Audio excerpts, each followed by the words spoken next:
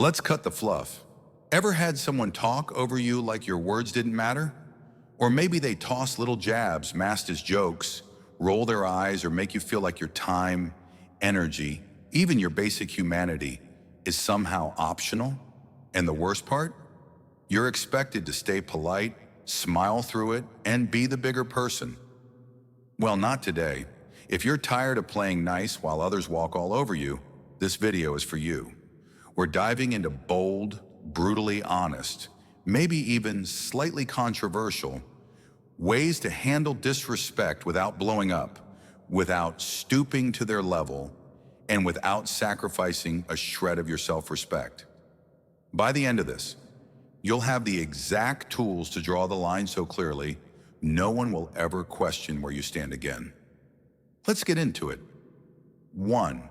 Master the power of the silent stare. Let's start with something simple, deceptively simple. The silent stare. Sounds underwhelming? Think again. This isn't just any look. This is calm. This is cold. This is calculated. It's 5 seconds of pure, stone-faced, unblinking power. And if done right, it'll say more than an entire monologue ever could. Here's why it works like magic. Most people who dish out disrespect are fishing for a reaction. They want you to get flustered, to snap, to shrink. Because once you do, they win. You're now in their world, playing by their rules. But when you respond with nothing but silence, a long, steady gaze that says, "I see exactly what you're doing, and I'm not here for it," that flips the entire power dynamic. It's not passive-aggressive. It's quietly dominant. It's you saying, "I'm not engaging with your nonsense, and I don't have to raise my voice to shut this down." Let me tell you a story that proves how effective this is. I was in a group meeting a while back. You know the type? Long table, half-listening coworkers, coffee cups everywhere. One guy? Oh, he was on a roll. Loud, self-important, constantly cutting me off, like he had a personal mission to interrupt every sentence I spoke. At first I tried the polite route, interjecting gently, smiling, trying to reclaim the floor, but it didn't work. He just bulldozed right over me every single time. So I changed tactics.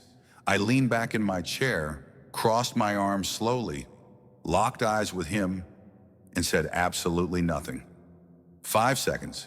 No blinking, no reaction, just pure, calm silence. And something amazing happened. The room got quiet. People noticed. They looked at him. He noticed. His words stumbled. His voice cracked. And then he started avoiding my gaze. Didn't interrupt me once for the rest of the meeting. That stare? It didn't just pause his behavior, it reprogrammed it. From that day forward, he treated me differently, like someone you don't mess with lightly, and I never raised my voice. I never said a word. 2. Why silence isn't weakness, it's mastery. Let's go deeper, because this isn't just a neat little trick. The silent stare is a message, not just to the person disrespecting you, but to yourself. It's a reminder that you don't owe anyone an emotional response. You don't have to defend your worth to someone who refuses to see it.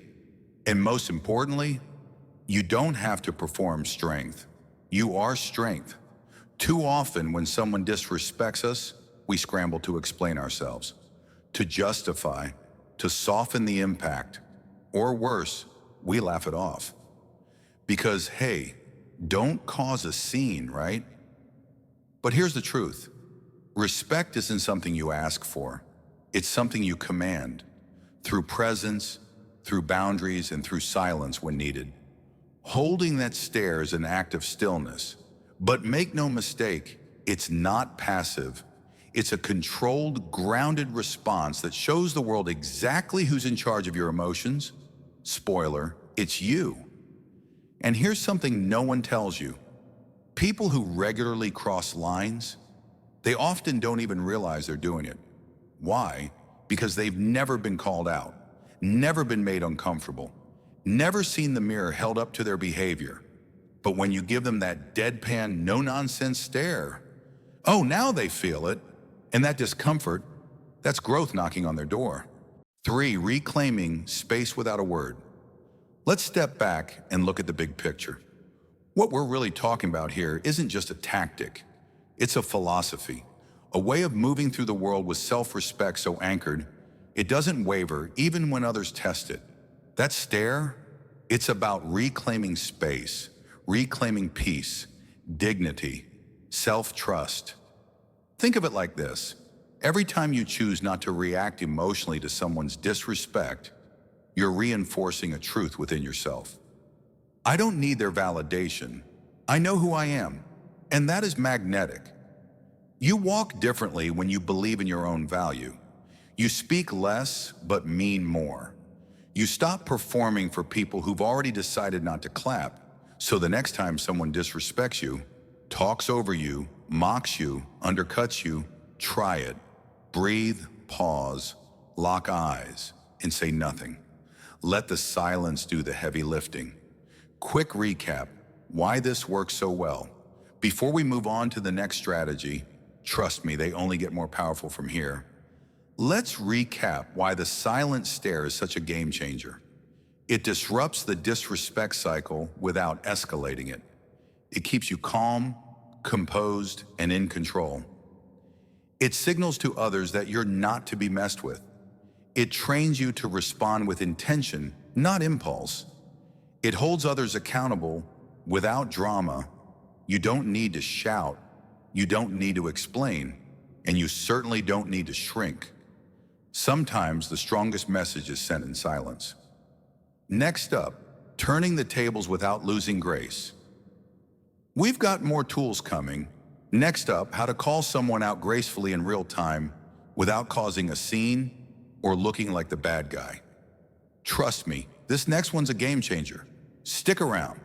So we've talked about the power of a silent stare, how just one steady look can shake the ground under someone who's trying to push your boundaries. But now let's take that idea one step further and embrace silence itself as the ultimate comeback. 1. Embrace silence as your answer. Here's a little secret most people overlook. Sometimes the most powerful thing you can say is absolutely nothing at all. It might sound counterintuitive at first.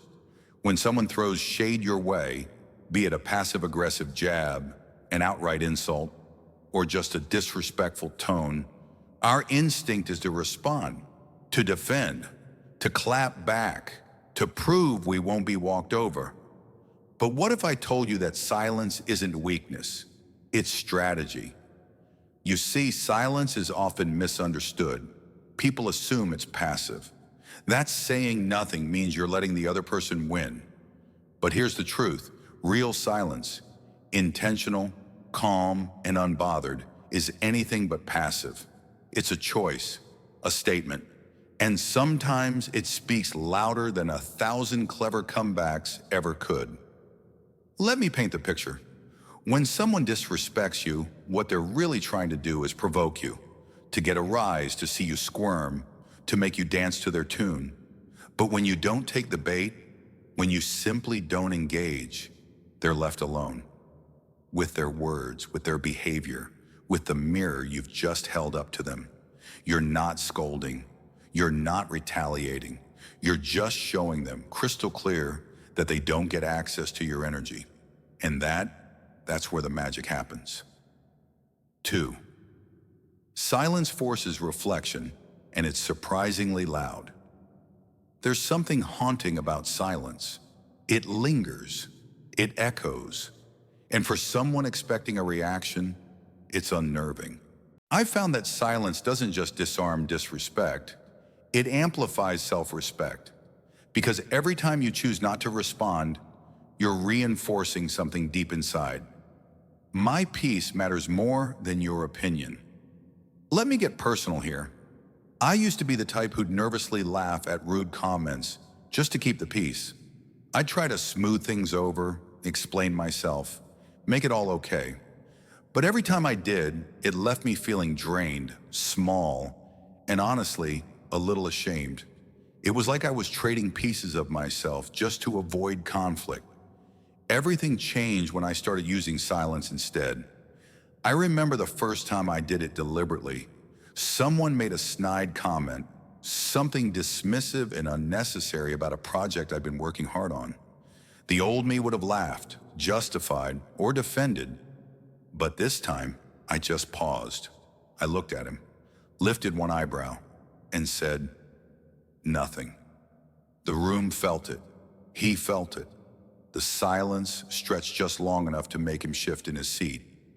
He mumbled something, looked away, and never brought that attitude to me again. And here's the kicker. I felt stronger. Not because I'd won anything, but because I hadn't lost myself trying to prove something to someone who didn't matter. 3. Silence says, I'm not playing this game. Disrespect thrives on reaction. It's like oxygen to a flame. So what happens when you stop feeding it? It fizzles, it shrinks, it loses its grip. People who make snide comments or push boundaries aren't always fully aware of the impact of their words. A lot of the time, they're just following patterns, habits they've never been challenged on. But when you answer with silence, you interrupt that pattern. You're not just refusing to play the game. They're not even sure the game exists anymore. And the best part? You stay in control. You don't raise your voice. You don't give them the satisfaction of watching you squirm or justify.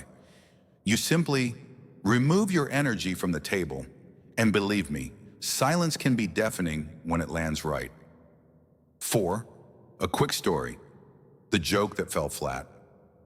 Let me share another quick story, because this was the moment I knew silence had become my power move. There was a guy in my circle who loved to disguise his digs as jokes. You know the type. Oh, come on, lighten up, I'm just kidding. But the jabs were targeted, calculated, designed to make me question myself. One day he said something about my work, something subtle but undeniably dismissive. Everyone around laughed awkwardly, waiting to see how I'd respond. I just looked at him. No smile, no witty comeback, no defense. Just one calm, pointed silence. It hung in the air like fog. And guess what? He stumbled, looked down, changed the subject. He never tried it again, because the silence made it clear.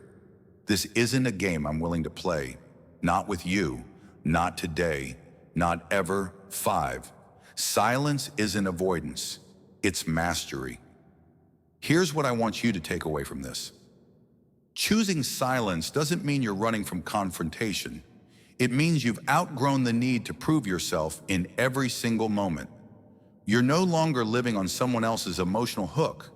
You're saying without saying it, I value my peace more than your approval. I'm not here to perform for your entertainment. And that's power.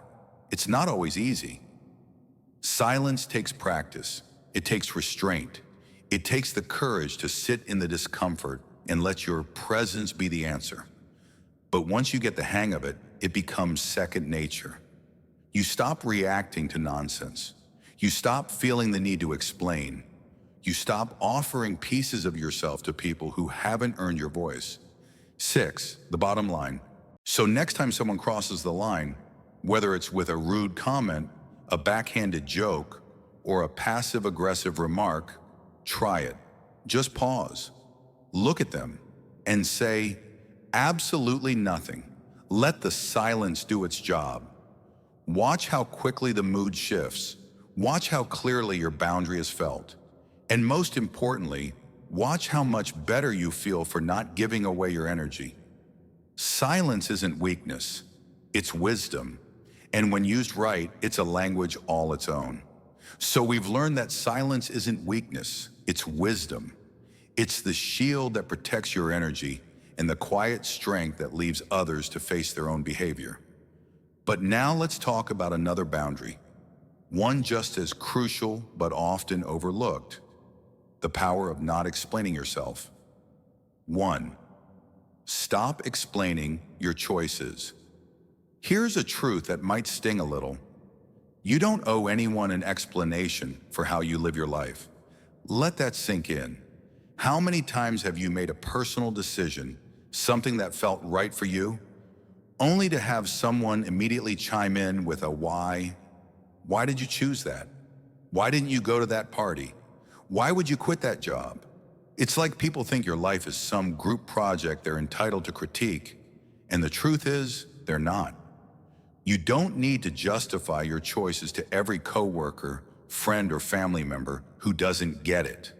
Your decisions, big or small, are yours. Your path is not a community discussion board. Let me be real with you. This one used to trip me up. I used to feel this intense pressure to explain myself, to offer context, to smooth things over. I didn't want anyone to think I was being rude or rebellious. But over time, I realized something incredibly freeing. Most of the time, people aren't asking because they genuinely want to understand. They're asking because your choice made them uncomfortable. 2. You're not a puzzle to be solved. Here's the thing. When you decide to take a different path, one that doesn't match what others are used to, it can rattle them. It challenges their worldview. Maybe you took a leap they were too afraid to take.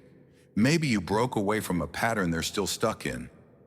Whatever it is, your decision disrupts the story they tell themselves about what's normal. So what do? They ask for explanations, not out of curiosity, but out of judgment. They want to poke holes. They want to make you doubt yourself. And let's be honest, sometimes they just want to feel better about their own choices by questioning yours. But here's what I've learned. You don't have to play that game. Your life is not a courtroom. You're not on trial. And you are not required to provide evidence or reasoning to anyone who challenges the way you live. When you stop explaining yourself, you send a clear message. I am the author of my own life, and I don't need your permission to turn the page. 3. The weight of justifying everything. Let's talk about how draining it is to constantly explain yourself. Every time you justify a choice to someone who doubts it, you're giving away a little piece of your power, a little piece of your confidence, a little piece of the freedom you fought so hard to claim. You end up second-guessing decisions you were once excited about. You start asking, did I make the wrong move? Not because you feel uncertain, but because someone else projected their fear or skepticism onto you. And that's exhausting. That's energy you could be putting into living your life, not defending it. 4. Real talk. My career switch. Let me share a quick story from my own life. Years ago, I made a huge decision. I left a stable, well-paying job to pursue something that truly lit me up inside. It wasn't safe. It wasn't what people expected. And I knew it would raise eyebrows, but I was ready. I was excited. And then the question started. Wait, you're doing what? But that job had benefits, right? Isn't that risky? What if it doesn't work out? It was like I just told everyone I was moving to the moon. I found myself constantly explaining, justifying, reassuring. I was exhausted. And worse, those conversations started to make me doubt myself. Until one day I stopped. I decided that my dreams didn't need their stamp of approval. I knew why I made that choice, and that was enough. And you know what? The minute I stopped explaining, something wild happened. I felt lighter, freer, stronger. I wasn't wasting energy on people who weren't walking my path. I was fully focused on moving forward. 5. Your life isn't a public service announcement. Let's break it down to this simple truth. Just because someone asks doesn't mean you're obligated to answer. You are not required to shrink your choices to make others feel comfortable. You don't have to soften your ambition, explain your self-care, or justify your happiness just to ease someone else's discomfort. If someone genuinely cares, they'll support you, even if they don't fully understand. But if they're just trying to poke holes or make you second-guess yourself, your silence or your refusal to explain is the boundary they didn't expect. So next time someone starts in with the questions, ask yourself this: do they truly care about me? Or are they just uncomfortable with my independence? Because there's a big difference between someone who wants to understand you and someone who wants to control the narrative. The bottom line: you have every right to make choices that are right for you without turning every move into a press conference. You don't have to explain why you left that relationship, why you changed your career, why you skipped that party, why you chose rest instead of hustle. Your decisions, your reasons, your life, those are sacred, and they're not up for debate. So the next time someone starts digging into your choices, remember, you don't owe them your story. You don't owe them your reasoning. And most of all, you don't owe them you. In the previous section, we talked about stopping explaining yourself as a way to protect your personal freedom and maintain your faith in yourself. Because when you stop seeking approval from others, you start living truly for yourself. 1. Simply say, "Because I want to," and let silence do the rest. I remember that time clearly. When I left a stable job to pursue what made me truly alive, the first thing I received was not support, but a barrage of questions. Why leave such a secure job? How do you plan to handle the new job? At first, I tried to explain. I talked about my desire to find fulfillment in my work, about my carefully prepared plans. But the more I talked, the more tired I felt, because no answer was enough. No matter how much I tried to explain, people kept asking questions. They kept finding ways to nitpick, to dig, making me feel like I had to present my life plan just to be accepted. And then one day I tried something different. When someone asked me, "Why did you leave that job?" I simply replied, "Because I wanted to." No details, no analysis, no strategy, just one simple sentence. And you know what happens? Silence reigned. They didn't know how to respond. I had taken away their right to interrogate them with one decisive sentence. And the best part? They gradually stopped asking. 2. Freedom comes from having nothing to prove. When you stop explaining, you also free yourself from the invisible burden of other people's expectations.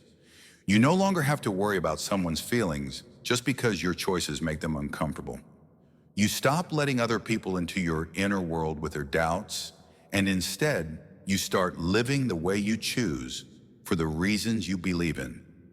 It's not just an action, it's a powerful statement. I believe in myself, and that's enough. Have you noticed? Truly confident people rarely need to explain themselves because they understand their decisions are valuable, not because they are agreed upon, but because they chose to be so. 3. I once did a whole presentation. I'm not kidding. There was a time when I would sit down and make a decision, like I was doing a PowerPoint. Give reason A, plan B, backup C, just to get people to buy in. But you know what happened? The more I explained, the more I doubted myself. And that's when I knew I needed to change. I've made a personal rule. When someone asks me about a decision, I keep my answer short. Maybe a sentence or two. If they keep prying, I smile and change the subject. And you know what? Life suddenly became a lot easier. I felt stronger, more confident. Not because I won someone in an argument, but because I no longer had to prove anything to anyone. 4. Give it a try and let silence do its work. So here's a challenge for you. The next time someone questions your choices, resist the temptation to explain. Just say, "Because I want to," or "Because it feels right." Then stop. Let the silence say the rest. You'll be amazed at how others respond. And most of all, you'll feel a strange sense of freedom, initiative, and peace. No more fighting, no more needing for validation, just self-confidence. 5. And the final truth.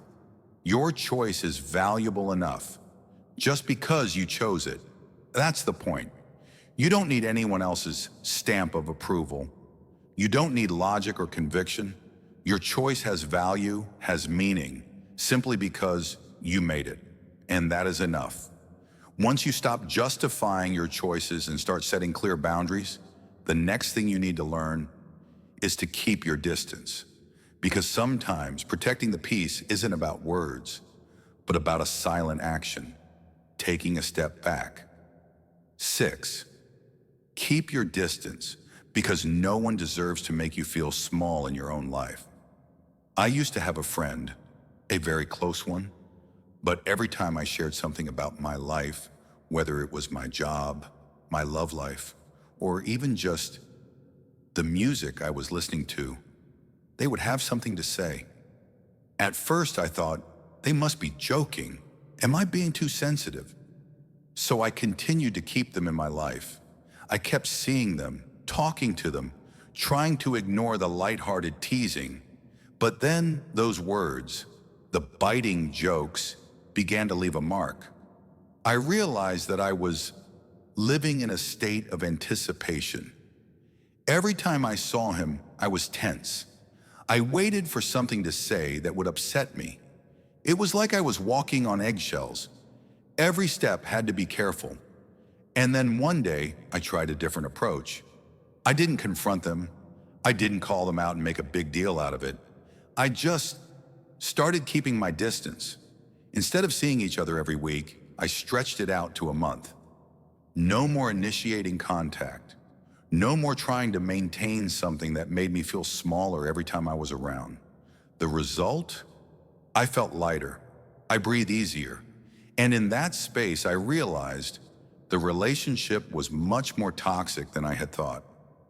7, you are not obligated to keep someone in your life who doesn't respect you. You might be thinking, but Ari, they're old friends or they're family. Society often teaches us to be loyal, forgiving, and kind. But the truth is, no one tells us that being kind to ourselves is just as important. It sounds harsh, but here's the truth. Not everyone deserves a front row seat in your life. If someone constantly makes you feel small, wrong, not good enough, then creating distance is not selfish. It is respect for yourself. You don't have to be someone's emotional lifeline. You don't have to be their outlet for judgment or their mirror to make them feel better. 8, keeping your distance is a wordless declaration. I choose myself. I know it's not easy. Keeping your distance sometimes brings with it feelings of guilt, wondering, am I being too much? Do they think I don't care? Am I overcomplicating things? I used to think so too. But then I realized keeping distance is not cutting off. It is creating space to see more clearly, to breathe, to reevaluate. Is this relationship really building me up, or is it silently dragging me down? And when you start being selective about who has access to your energy, you're not only protecting your peace, you're also upgrading your quality of life. 9, focus on relationships that truly bring value. One thing I noticed clearly after starting to limit my time with negative people was I had more room for people who truly deserved it. You'll see. The more time you spend with people who respect and support you, the more confident and happy you feel, and vice versa. The less time you spend with people who drain you, the less influence they have on your emotions and thoughts. 10, freedom lies in choosing who stays. I struggled a lot when I decided to distance myself from some people. But when I did, I discovered a new kind of freedom, a quiet but profound freedom. Freedom from feeling suffocated by judgment. Freedom to save my energy for relationships that were worth it. Freedom to grow instead of shrinking to fit someone else's frame. So here's a challenge for you. Take a moment to reflect. Who are the people who are constantly making you feel drained, not enough? Then ask yourself, do they really deserve to have so much access to me? You don't have to raise your voice. You don't have to be spiteful. Just take a step back, and you'll see. Distance can be the gentlest way to say, I deserve better. Hold your head high. When you walk like you know your worth, no one can shake you. Once you have created distance from those who are not worthy, the next step is not to hide or shrink. It is to stand up straight, hold your head high.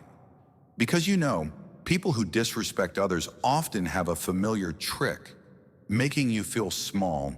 They don't need to shout, they don't need to openly insult. Just a few sarcastic words, a meaningful curl of the lips, or a look that confuses you. Their goal? To make you doubt yourself, lower your head, and withdraw your true self.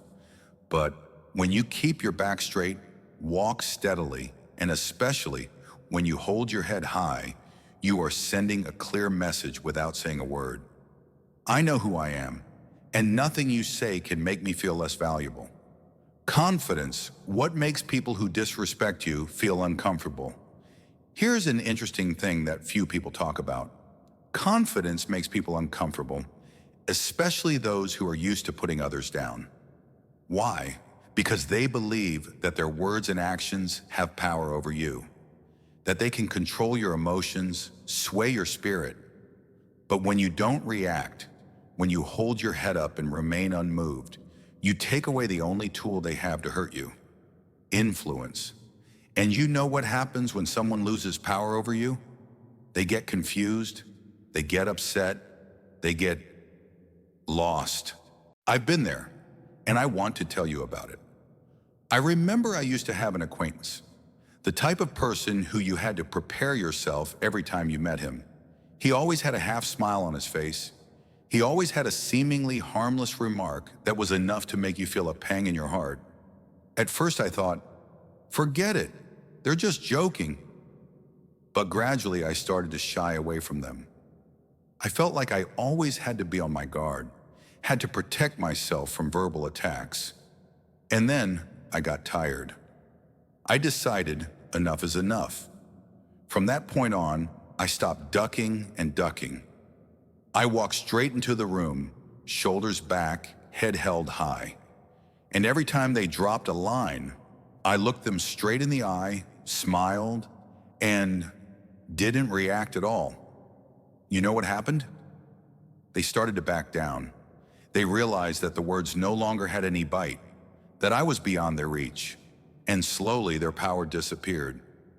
Keep your head up, as if you were wearing invisible armor.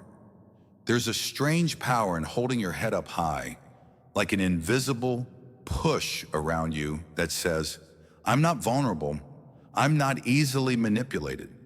It's like you're wearing an armor of confidence. No words needed, no need to argue. And here's the bitter part. People who don't respect you hate it. They don't like it when you walk around with confidence, when you don't ask their permission to be yourself. Because to them, it's almost insulting. It breaks their frame of reference, the place where they think they're above you. But remember, you lift your head not to challenge, but to assert yourself. Society sometimes doesn't know what to do with people who are too sure of themselves, especially when they don't ask anyone for permission to be strong. You will be misunderstood. You may be judged as arrogant, as putting on airs. But the truth is, holding your head high is not an act for others. It is an act for yourself, a quiet yet powerful act of self-respect. You don't have to shout, I am valuable. Just walking with your eyes straight and your head up says it all. And here is the most important part. When you hold your head high, you are saying to the world and to yourself, I am valuable. Not because other people say so, but because I know it to be true. Confidence is not a destination, it's a way of life. The message that T lay, I deserve respect, right from the start. When you hold your head high, you're not only sending the message, I'm not easily swayed. You're also declaring to yourself, I deserve respect. I am enough just the way I am. And here's the deeper truth. Self-worth isn't something you need to earn from others. Admit to, it is something you accept for yourself. Good someone's review in life, regardless of anyone's looks, words, or judgments. You walk through life as if you have everything you need inside you, because in fact you do. Let every step you take be a silent statement. Your head is not simple, keep the neck straight, or it holding your head up is more than just keeping your neck straight or your shoulders open. It's a silent reminder that you are the main character in your own story, and no one else has a right that, and no one has the right to rewrite that role except you. The great thing is, when you practice this enough, when you truly live in that confidence, the disrespect from others will begin to fade. Not because they stop behaving badly, but because you stop giving it energy. Trying to pull, you will be too busy living your own life, walking your own path, to care about someone trying to drag you down. Your self-assurance becomes a natural shield, making it impossible for outside attacks to get a hold of you. I didn't used to be like that, but I changed, and you can too. I remember being the type of person who avoided eye contact. When someone looked down on me or criticized me, I would lower my head and shrug my shoulders as if it were my fault for existing. There were times when I felt safer just disappearing. But then I started trying one small thing. I kept my head up when I walked into a room. I refused to let negative thoughts seep into my mind. Every time I did, I felt a little stronger, not because people change, but because I changed the way I see myself. I no longer need someone to give me permission to feel valuable. I just need to stand firm in who I am. Head held high. That is the posture of a person who knows who he is the. It's not just a gate, it's a state of mind, a room. It's the way you walk into a room as if you have a right to be there. Want to meet expectations someone hoped to only. You don't have to shrink yourself to fit someone's expectations. If someone makes a sarcastic or insulting remark, you don't have to react violently. Just lift your head, take a deep breath, and keep your eyes steady. That look will say for you, I see you, but I do not stoop to this level. And that feeling of overcoming negativity is like a wave of confidence, a peace that comes from within when you realize their words have no power over you, because in the end, it all starts with you. Holding your head high is not a cosmetic habit. It is a silent declaration of self-respect. It says, I know who I am. I value myself, and no words can change that. Because at the end of the day, respect always starts with you. And when you respect yourself, you won't let anyone treat you any less. So stand tall, stand your ground, and never apologize for walking away from something that no longer works. You've just gone through the most effective ways to deal with people who don't know or don't want to see your worth. Life is too short to bend over backwards to please people who can't see the real you. Remember, you don't need anyone's permission to walk strong, protect your peace, and live the way you deserve. There will always be people in this world who will try to make you doubt yourself, challenge your boundaries, and question your choices. But you decide what energy enters your life. What is the reward? The more you, the more self, the more attract people who see your worth. The more you live with self-esteem, the more you will attract people who see that value.